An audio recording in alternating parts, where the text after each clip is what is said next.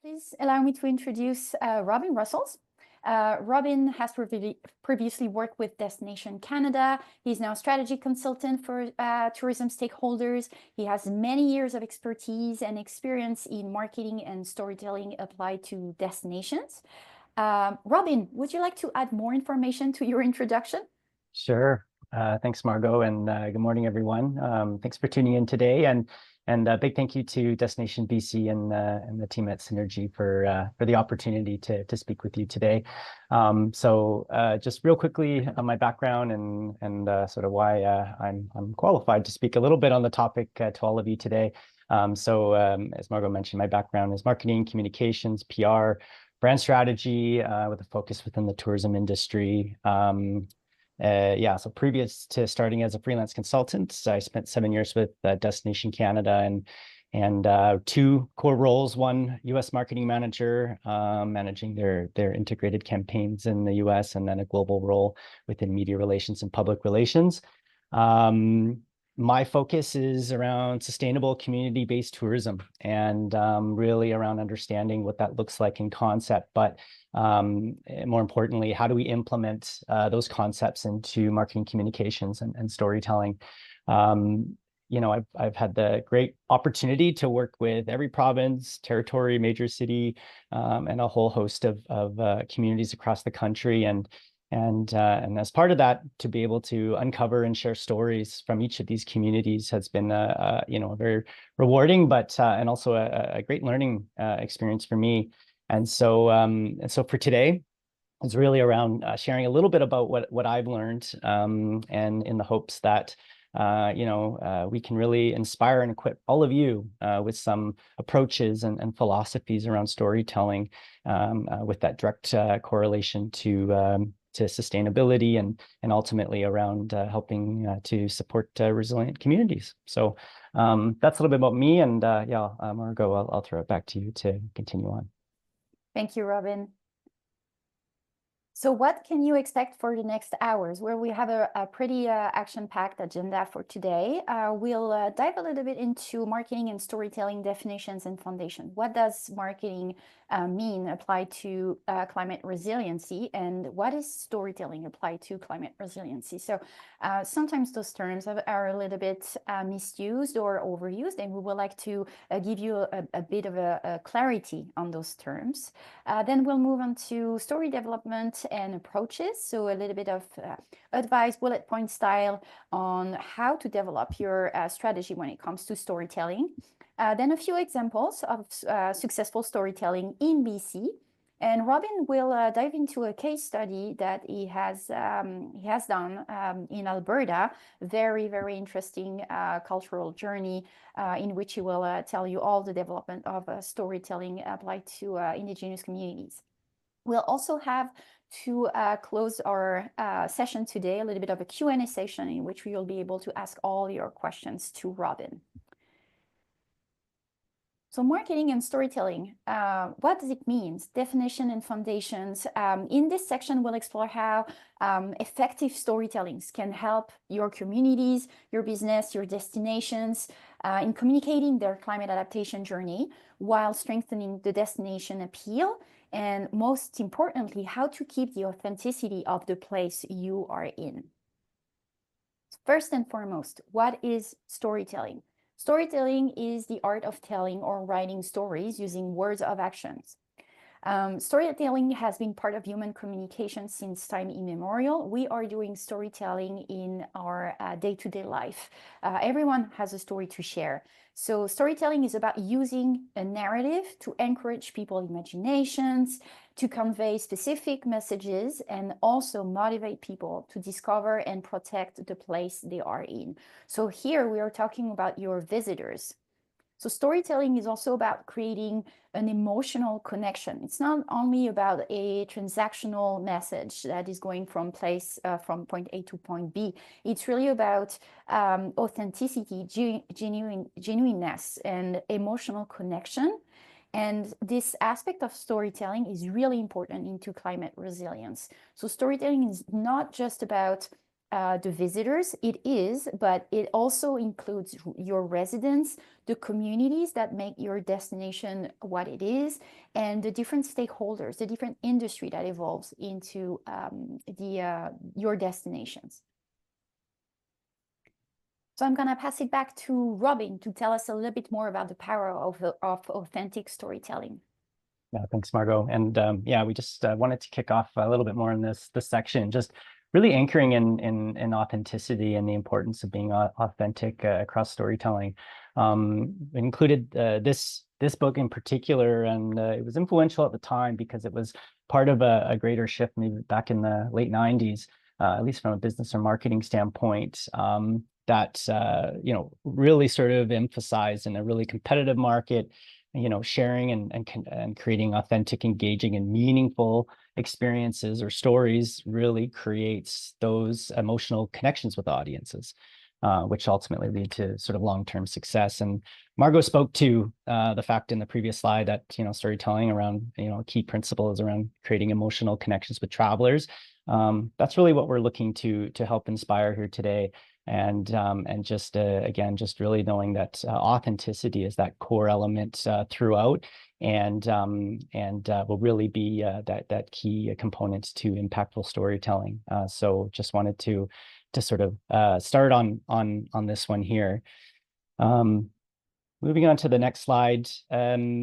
Again, most of you are quite familiar with sustainability and the notion of sustainable tourism, but again, as we sort of kind of go back to the basics in terms of the principles, we know that tourism is a very dynamic sector. It continues to evolve, and again, as Margot mentioned, we're moving away from slowly looking at visitor numbers and volume and occupancy to seeing tourism as this powerful force for good in communities, and that when done right can really improve quality of life in many different ways as a result of visitation. So we see that correlation between sustainability in this case and resiliency, as we know that resilient, sustainable communities can really help to navigate the uncertainties and challenges that every single community will be facing ahead. And so that understanding of what this stands for really helps ground us in the purpose and the role that storytelling can play in achieving that. Regenerative, on the other hand, or rather just sort of an expanded concept, is one step further. So that's looking at visitation as a means to really bring net positive social, cultural, environmental, and economic benefits to a region. Tourism doesn't exist in isolation. It's interconnected with many different sectors, including agriculture, transportation, energy, you name it. And so when we sort of keep this as almost our North Star, the ultimate would be how do we nurture and encourage a sector that is actually bringing net positive benefits to communities. It's a great philosophy and a great ambition as it relates to finding that inspiration for storytelling as we move a little bit closer to that ideal. So wanted to sort of once again, really reframe and anchor us in those two elements. On the next slide, I've always thought this was kind of helpful when crafting stories, and it's really sort of it's a lens to which to look at how we tell a story of play. So beyond just talking about experiences and sort of things to do, what is it that or really how tourism can really have very specific positive impacts across these sort of pillars of sustainability. So economically, we know tourism can bring revenue, create jobs, but it actually has the power to help support residents, whether it's local artists, farmers, chefs, knowledge keepers, etc. Those are the kind of economic benefits, sustainable economic benefits that come to communities as a result. Environmentally, so sharing more about the unique ecosystems or different species that call each of your regions home, talking about the importance of biodiversity and awareness of even ecologically sensitive areas.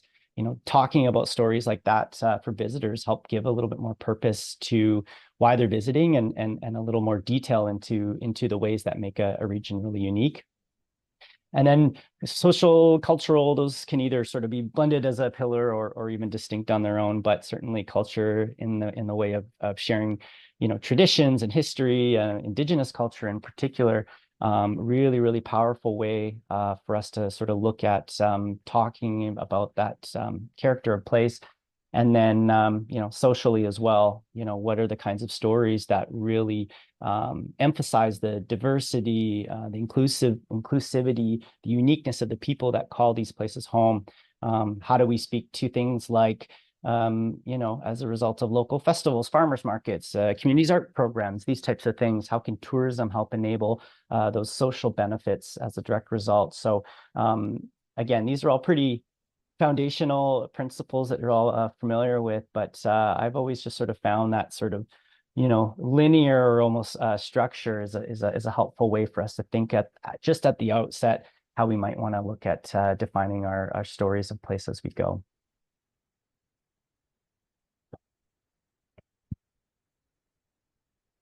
So now let's move on to, thank you very much, Robin. Let's move on to story development and approaches. So how do you implement all those knowledge about storytelling and marketing? So that's one thing to know about them, but how do we implement them within the destination and in your strategic plan as well as your sustainability plan? So there are many ways to approach storytelling, and storytelling must be crafted based on the specificities of your destinations. With that in mind, there are 4 elements of storytelling that create what I would call the foundation of your strategies. So those 4 elements are your audience, an authentic narrative, clear sustainable objectives, and communications. So let's break it down. For your audience, understand who you are trying to reach and what moves them to action. So meet your stakeholders, discuss their goal, discuss their needs and their wants, and include all types of stakeholders in your destination. So for example, indigenous communities, local populations, obviously the visitors, travelers, and the businesses that make the fabric, the web of your destination. So all perspectives are important and all of them should have a voice. So start crafting your stories around theirs. Then moving on to start defining your stories. So here we are talking about authenticity, genuineness. So always stay authentic and genuine when you are communicating your message across, and find the DNA of your place. And that is an aspect that Robin will talk about in a few minutes. The cultural aspect of your place is one of the pillars of your destination. That's what makes your destination what it is now. So aligning it with your sustainability goals as much as possible, and also ensure that your story will live throughout time. So we're not only talking something within the next few months, we are talking what makes your place what it is from past, present to future. Make sure that this story is not just performative. Visitors don't want to hear something that is performative. This is not what storytelling is about. When it comes to clear objectives, set your goals when it comes to the story of your place and market those goals. Here we are more into the marketing aspect of things. So like I said, align those goals with your sustainability strategy as well as your broader strategic plan. It will be way easier in the long run to have all your objectives more clearer and more organized. This is when you need to understand the long-term goals of your destinations based on the discussions that you will have with your stakeholders. So the first point of storytelling. For example, ask yourself, where is your destination moving towards? What do you want your destination to become? It's very important to have those questions in mind, to define the answers for those. And also at the end of this process is to define measurable outcomes and to discuss metrics. How do we define success and how do we measure it?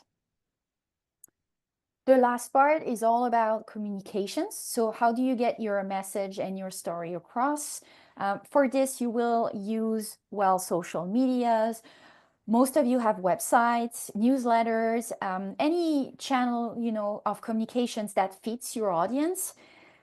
Keep in mind that audiences vary depending on the channel that they use. So don't forget to adapt the narrative depending on those channels and your audience. So for example, older generations will probably prefer websites and newsletters, whilst the younger generation will probably favor social medias and platforms that are a little bit more pictures and short texts.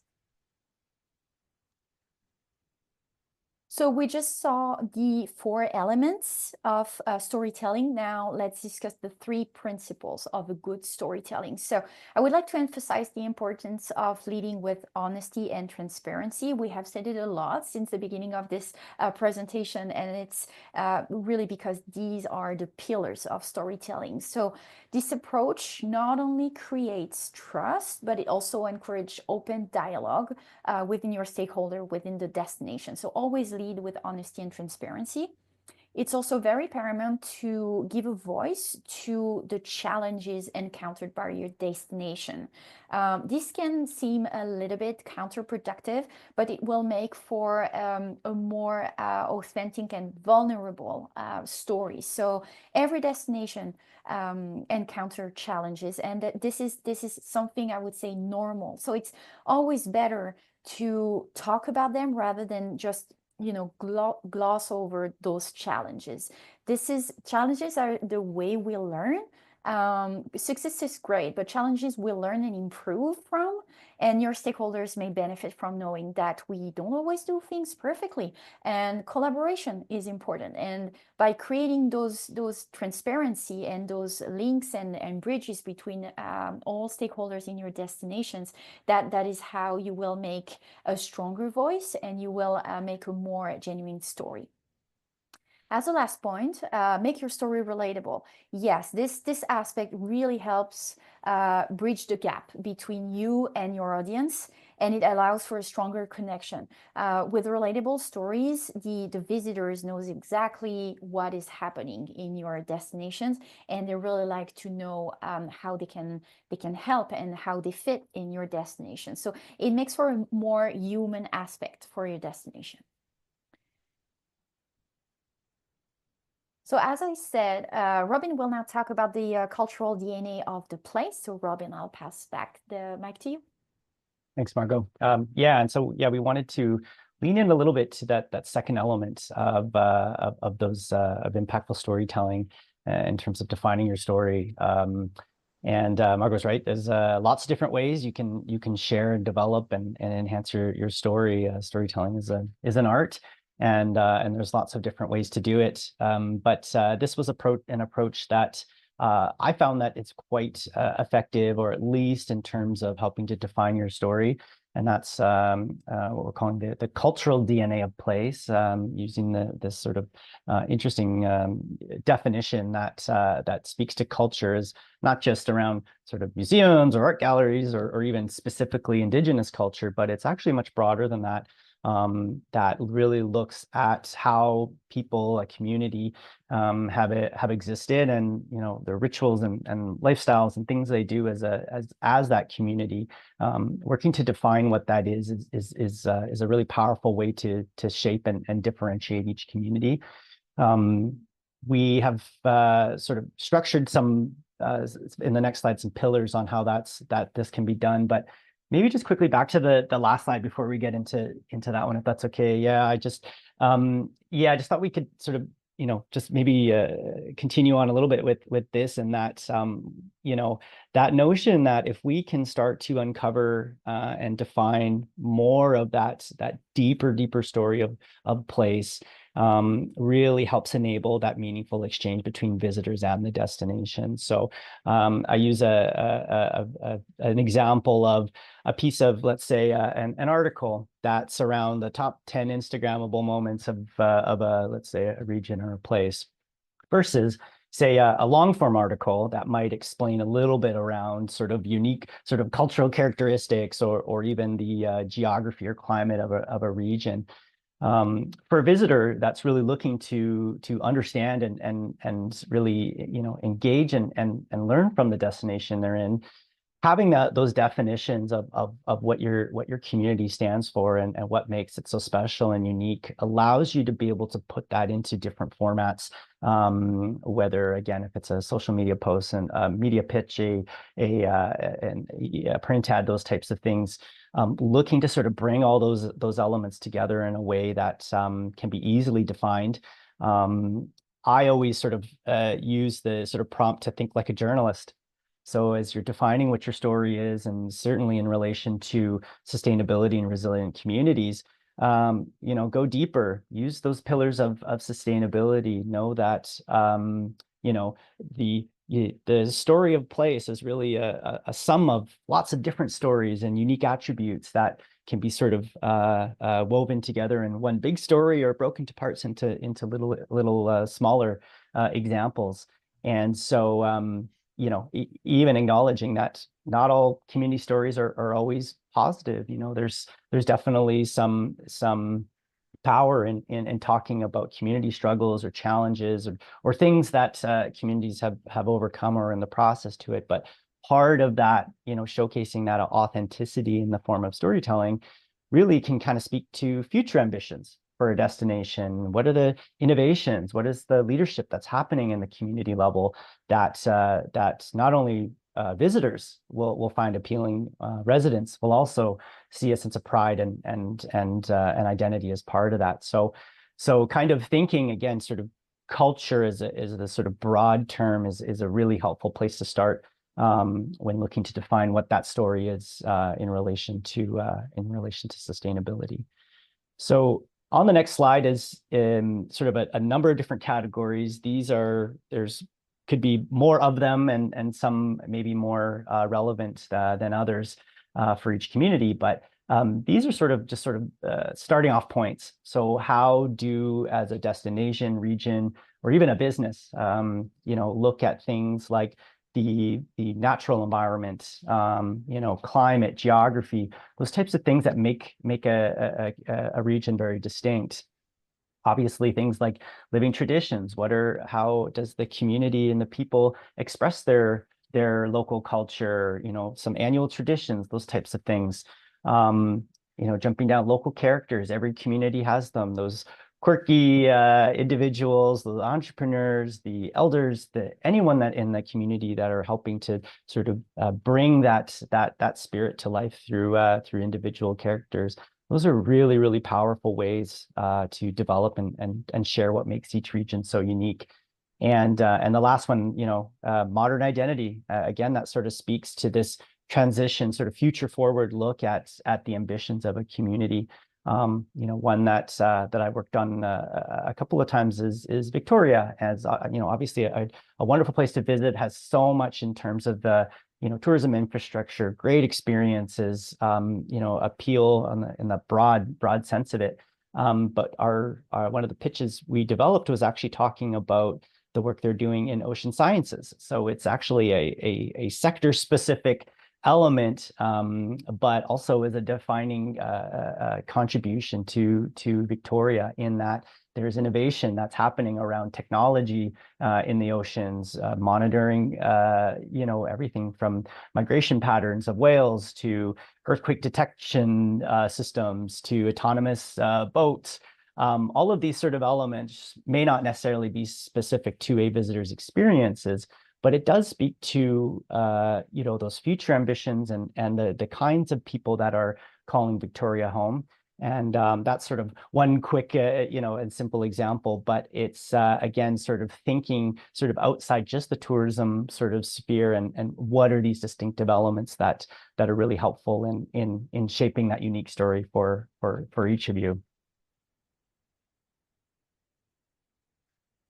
Yeah, and I think we can continue on. Yeah, so we wanted to put up something that might be a little bit more sort of you know, sort of a process, I suppose, to sort of look in developing those stories. So this one was via the New York Times. Again, sort of building off those core elements of storytelling. This takes it a little bit further in terms of marketing. We won't go through each one in detail, but understanding that audience, developing that content strategy, that is very much where that cultural DNA of place becomes rooted into. Research those content ideas. So that's thinking like a journalist, asking why, finding non-traditional sources to learn a little bit more in different angles of a community, and so forth. These are some really proven and established metrics in terms of that implementation. But again, we really feel that the most powerful way is really in that definition of place, and we'll provide a few examples of that. But we did just want to sort of make sure there was a little bit of some of that practical elements as part of this included. Thank you, Robin. Well, now moving on to our storytelling in BC sections, which means that we will briefly review 2 examples of storytelling in BC. The first example that I would like to showcase is the Pacific Rim National Park and Parks Canada. So those two entities have developed lots of social and environmental initiatives to develop climate resiliency among the Pacific Rim. So the park has launched a series of storytelling trails. They call it immersive experience, and they promote it amongst the month from June to September, so mostly during summertime, obviously. They offer guided walks with interpretive rangers who share the ecological and cultural importance of the area. They talk about nature conservation, indigenous knowledge. The visitors are not only passive in the area anymore. They also learn about the ecosystems of the place, the importance of conservation, and they shift from I would say passive visitor to active participants, and so they can now really help with the protection of the nature through activities. They can participate in land and beach cleanups, and more importantly, they can actually bring that knowledge to their own place of living, and they can share the stories that they've learned and that they've been taught with their friends, with their family, and with other stakeholders in their destinations. So this is an interesting program that I invite you to have a look into if you have the time. Our second example is a Tourism Kelowna, and more specifically the Kelowna wine tours. So we know that many wineries in the Okanagan Valley try to share their story through vineyard tours, where visitors can learn about the winemaking process, the history of the region, also personal stories behind each wine label. We all know that the Okanagan Valley suffered from climate disasters over the last year, and the repercussions on the tourism industry were absolutely tremendous and very, very unfortunate. So as a resilient initiative, the winemaker decided to emphasize their sustainability aspect and develop stronger resilient policies for their businesses. Climate resiliency became a true pillar of their sustainability plan, and sharing those initiatives through storytelling really helped visitor understanding what the winemakers went through, and they can now help the economy to recover, and they understand the challenges that has been encountered by the winemakers. So they turn those challenges into a force for good, as Robin said, and they use it to make sure that the visitors, travelers, and also all the other stakeholders in the destination understand what, on a human level, what people are going through and how they can help support and improve with better practices in terms of sustainability. This is now our time for our case study. So a 5-day Indigenous-led cultural journey that Robin has experienced in Alberta, and Robin will tell us a little bit more about this case study. So Robin, I'll turn it back to you. Sure. Yeah, that's great. And yeah, thanks for sharing those two previous examples. I think they're both really good inspiration for getting a little closer to those meaningful storytelling. I'll just add on the Kelowna example. We actually, in relation to that, to what you're speaking about, we developed a series of stories and pitches that actually spoke to the agricultural innovation and business, agribusiness work that's happening in the Okanagan region. There's a number of partnerships amongst universities. There's the Summerland Research and Development Center through Agriculture Canada. There's a lot of really great work that are helping to do everything from more drought-resistant crops to new growing systems, etc. Why that's important is obviously it's part of the response to climate change and the impacts it's happening on the region. But again, as we sort of think about the cultural sort of DNA of place, what is that story of place?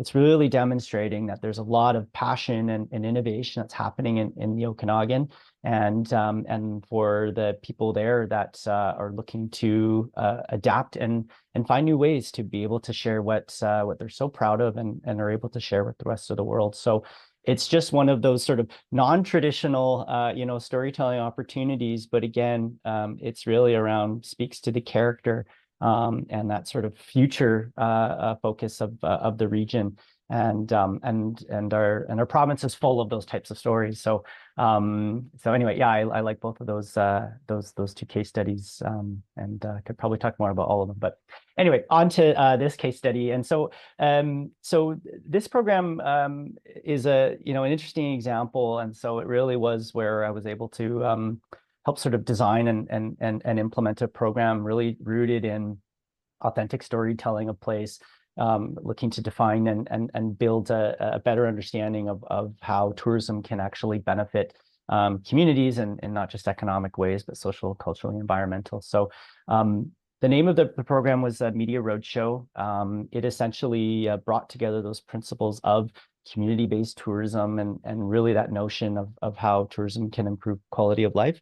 The goal was how can we define and then share these stories across the country that really profiles the culture and uniqueness of Canadian communities, but ultimately to generate visitation and look at ways to support other business objectives, including sort of seasonal and geographic dispersion. But that was sort of the overarching project. And so for this one in particular, this Indigenous showcasing Indigenous culture in Alberta, Destination Canada had a great relationship, a strong working relationship with the Indigenous Tourism Association of Canada. We approached them. They were eager to work with us on this project and connected us with the Indigenous Tourism Association of Alberta. And so how we started it is sort of going back to those principles of defining that cultural DNA of place, essentially with the help of travel or destination, the Indigenous Tourism Association of Alberta. They introduced us to a number of different business owners, community leaders, elders who all had a different and unique perspective on what Indigenous culture was in their regions. For context, Alberta, much like BC, has a ton of diversity of Indigenous cultures. For First Nations, Métis, and Inuit, there are over 45 First Nations in Alberta, and this program specifically was how do you sort of showcase that diversity? There's so much variety without sort of putting in one sort of lens or one sort of look as sort of Indigenous tourism, but rather a variety of different regions and cultures to share. So we sort of approached it like a journalist, conducted a number of interviews, and really help hear directly from those business owners, those knowledge keepers, to share their perspectives and knowledge. They were all tourism related or directly operating businesses. So everything from medicine walks, there was archery, there was sort of food, there was accommodation that were included. But through the course of sort of doing that investigative work, we were able to shape a 5-day itinerary across the province where we invited 5 journalists representing publications in the US, the UK, Canada, and Germany. And essentially, with an Indigenous-led approach, they were able to share their stories with each of these journalists, why it was important, what makes them unique, and ultimately what that experience could be for a visitor in terms of not only learning about the culture, but understanding the impact that visitation would have on Indigenous communities more specifically. And, when it comes to this type of storytelling, cultural sustainability is at the forefront. So by virtue of sharing traditions, cultures that are so important and fascinating and a rich part of the heritage and connection to the land, those journalists and by virtue the travelers get to take that home. Margot spoke to that as well. The sustainability is that understanding of culture or even language that at one point was at risk of being lost. So this created a really great platform for us to share and really have a meaningful experience. And in this case with media, but obviously through the outcomes of this work would be able to share that with visitors. So on the next slide, on those outcomes, so it was quite successful in terms of that approach. So we were able to generate over 10 pieces of feature editorial coverage. The big one was in a farm magazine as Alberta was listed as one of the best places to travel in 2022 through or as part of an Indigenous cultural experience.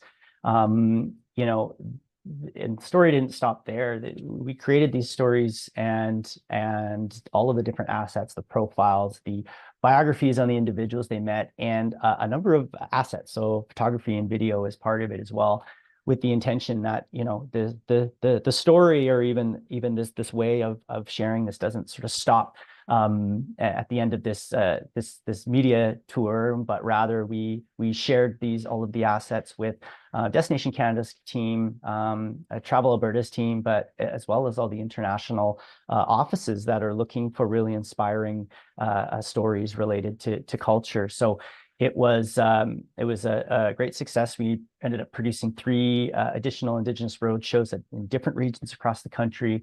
It helped strengthen partnerships and relationships with Indigenous tourism organizations. And really, I think for any of us that were involved, it really helped to develop a deeper understanding of how to work with these communities. So it is one example of how to sort of take that sort of deeper storytelling approach forward. But I think the key element, of course, in this is really authenticity and knowing that, by virtue of defining what this particular story is, it can be used and repurposed and built on over time, because there's sort of human truth to these stories and the culture that they happen to share. And most importantly, from sort of a business outcome, we're able to generate the coverage we were looking for, continuing to support Indigenous communities and seeing more visitation in more regions and more times a year. So that was just one of a few different examples related to this project that we could see this type of storytelling in a quite successful way. Thank you, Robin. I think it is time for us to move on to our next section, which will be the Ask the Expert. I would like to open the discussion to all participants and offer you the possibilities to ask questions to Robin. As you see, Robin is very well versed in marketing and storytelling. And Robin, thank you again for this very insightful information and case study that you provided.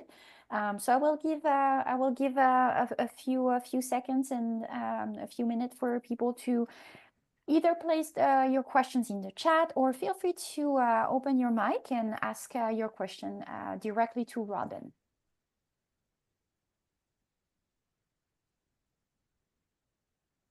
Yeah, and I did a quick snoop on folks introducing themselves. I do see there's a nice variety of different organizations and including some business owners and operators as well. I guess maybe just to maybe just kick it off is that you know, just acknowledging that you know, if you're part of a community, you know, no matter where it is, just knowing that there's a lot of existing resources on defining and telling and building a story of place. Doesn't necessarily have to be created individually from every single business owner. A lot of the DMOs have really great resources and have already done that work to define what makes a community so unique. So you know, I know that there's a lot of like lean organizations where maybe there's one individual that's doing, you know, wearing multiple hats. Just to know that that there are some resources to help make that easier. And even in what Margot, what you'd shared with the Parks Canada example, Parks Canada is an excellent resource in terms of defining everything from ecology to conservation work to innovative leadership in that area as well. So you know, think like a journalist, but at the same time, you don't need to start from scratch. There's a lot of really great things and resources to be able to build and work off of as a starting point. I can see that in the chat. Please don't be shy. We'd love to hear from you. I think, you know, looking at the list of participants, I would be interested in knowing about the challenges that your destinations, your business, as a tourism operators, what is the challenges that you encounter in terms of storytelling? What are the you know, hands-on advice that Robin can provide in terms of building your marketing strategy, building your storytelling strategy? Is there some platforms that you're using currently that you see don't work as, you know, as well as you thought? Robin really is here to help you answer any of your questions. So feel free to put them in the chat or just open your mic.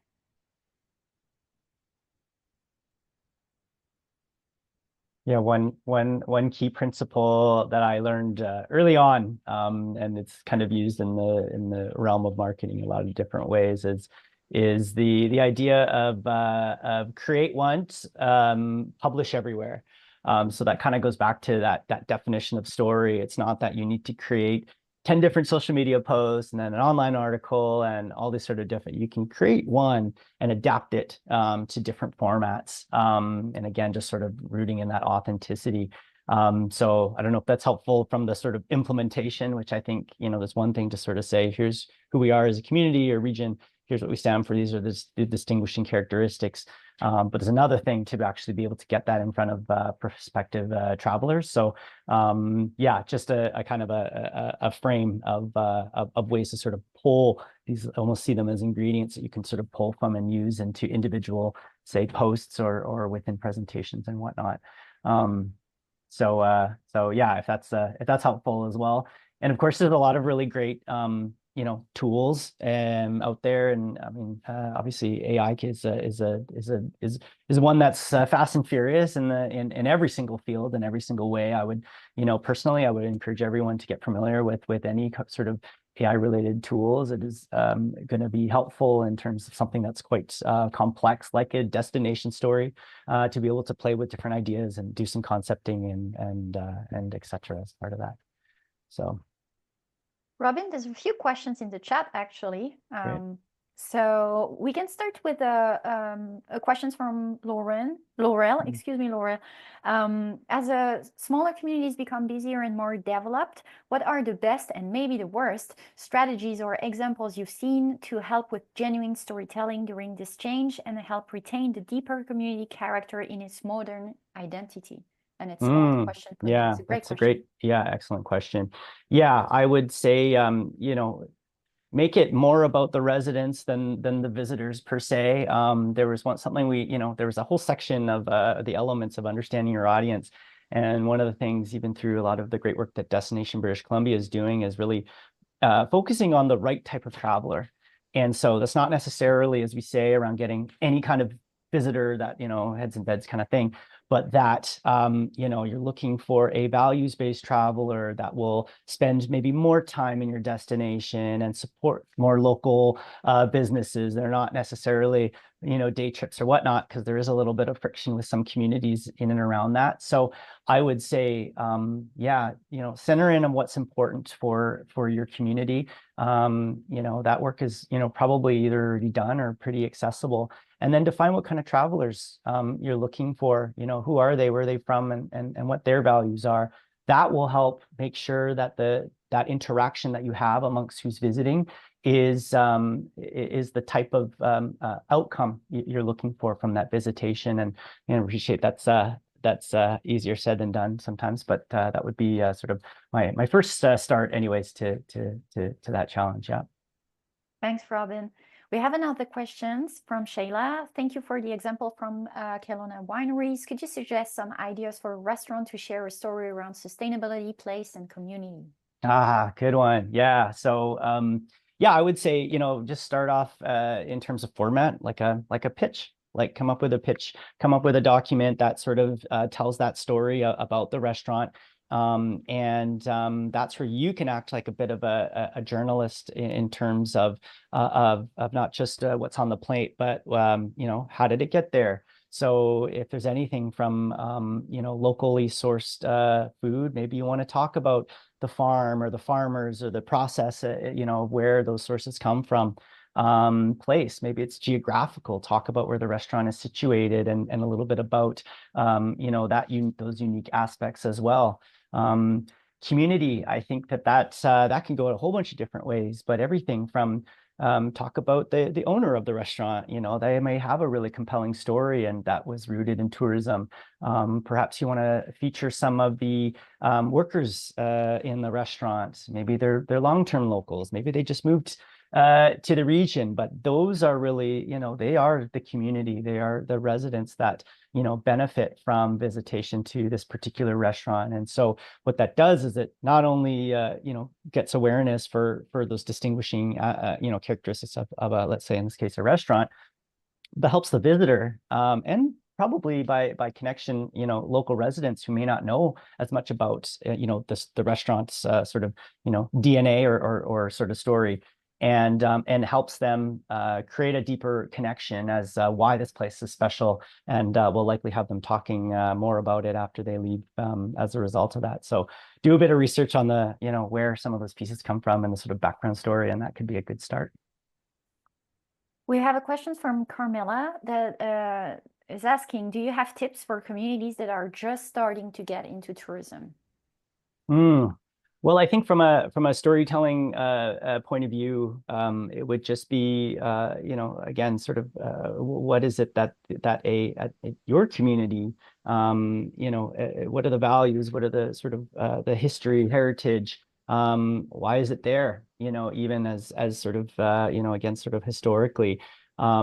I think that there is growing demand for sort of off the beaten path visitor experiences for many people.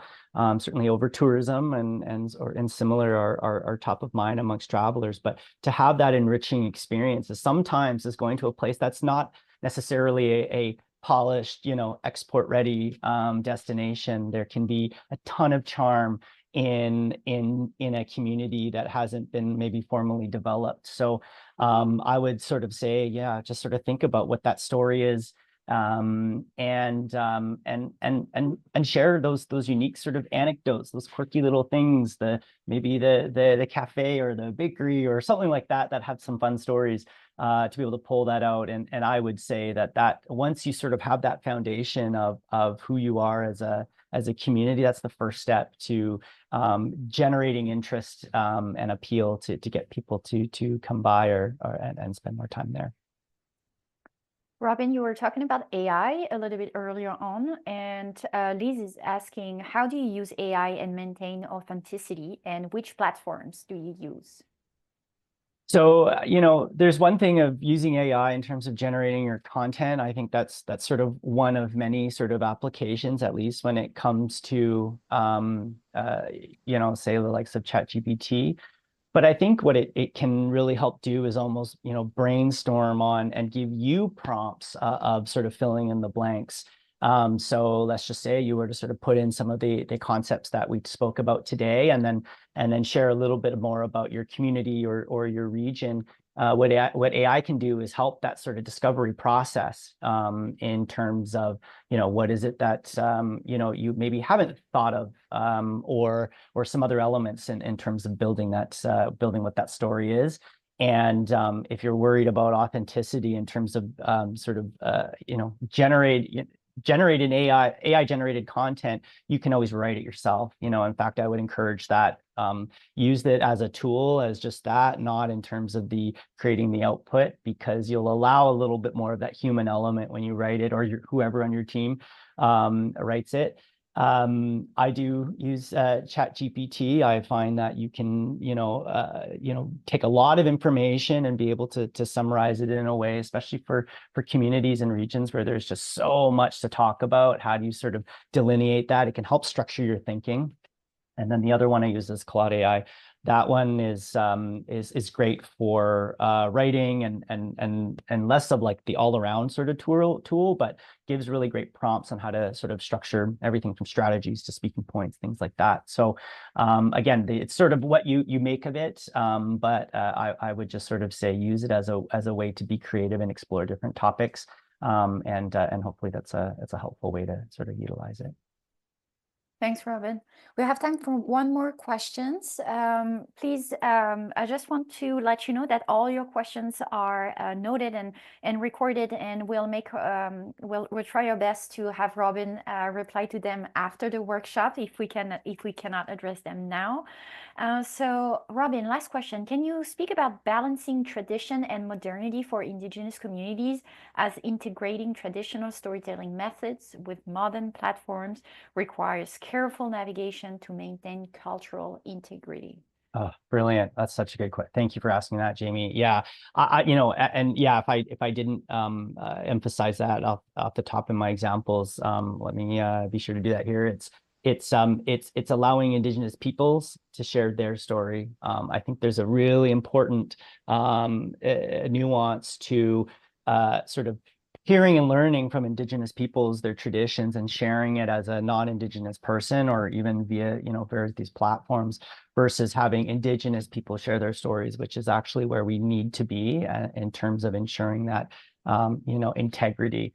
There's probably a debate we could, certainly get into as it relates to, well, how do you assess that? But at the end of the day, for communities, Indigenous communities that are finding ways in which tourism can help, share their traditions and culture in an authentic and respectful way. I would say that's sort of up to, ask the community, if you are going to be working with an Indigenous partner, make it a true partnership. It's not necessarily around sort of taking other elements you found online. It would be, how do we, better integrate a section of, let's say it's your website or it's a media pitch and it's written by an Indigenous writer or, the business owner themselves. It might be social media content where it's interviews or hearing directly from, these Indigenous leaders or knowledge keepers or even youth. I think that's where, but I think the important thing is ask the community, what is it, the story that they want to be sharing, what's important to them and what's not. And those are just sort of principles we should be sort of applying when working with any Indigenous community, is that it's really it's us to listen and learn, and then ask, really for the best way to share that, and if that's something they are looking to share.